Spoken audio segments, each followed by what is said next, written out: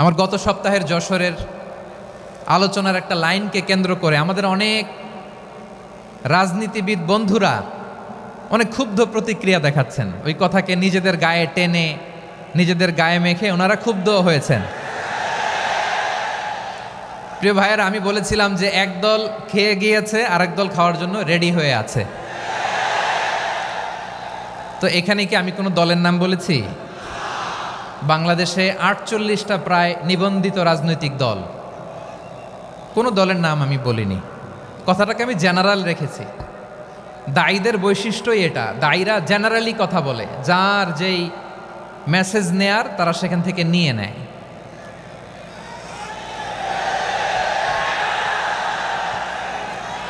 তো কোনো দল এটা নিয়ে কোনো কথা বলল না, আপনারা এটাকে নিজের গায়ে যে মাখালেন এটা ঠিক হয়নি। আমি বলবো যে এটা খুবই অনভিপ্রেত হয়েছে। কোনো দলকে টার্গেট করে বা কোনো দলের পক্ষে আমরা কখনো কথা বলি না। আমরা কোরআনের পক্ষে কথা বলি, ইসলামের পক্ষে কথা বলি, ঠিক কিনা বলেন?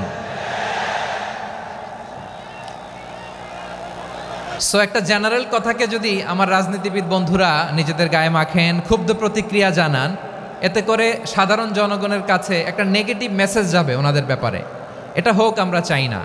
এদেশের যত এই যে আমার ভাইয়েরা, এই যে, তো আমার প্রিয় রাজনীতিবিদ বন্ধুদের আমি বলবো, কথাটা ছিল ভেরি জেনারেল, এটা নিজেদের গায়ে মাখানোর কোনো দরকার নাই।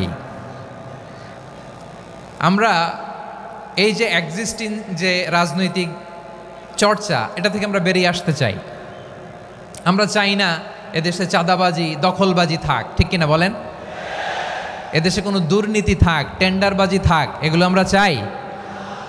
আই হেট পলিটিক্স একটা জেনারেশন আছে, এই বেশিরভাগ জেনজি অফ সিলেট, এরা আই হেট পলিটিক্স জেনারেশন, এরা পলিটিক্সকে পছন্দ করে না। তো কেন করে না, এর দায়ভার আমাদের আছে না নাই? আছে। এবং আমরা দেখেছি ক্ষমতার পালাবদল যখন হয়, এক সরকার যায় আরেক সরকার আসে, তখন দুর্নীতির ফিরিস্তি আমরা জানতে পারি, এর আগে জানতে পারি না। প্রতিটা দলের ভেতরেই আমরা এই বাজে চর্চাটা দেখেছি।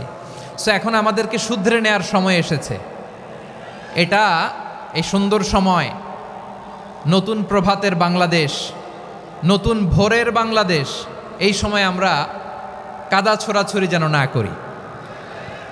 আমাদের শপথ নেওয়ার সময় এসেছে। প্রতিটি দল, নিবন্ধিত 48টি, সবগুলো দলের এখন শপথ নেওয়া উচিত যে আমরা কোনোদিন আর চাঁদাবাজি করব না, টেন্ডারবাজি করব না, দখলবাজি করব না।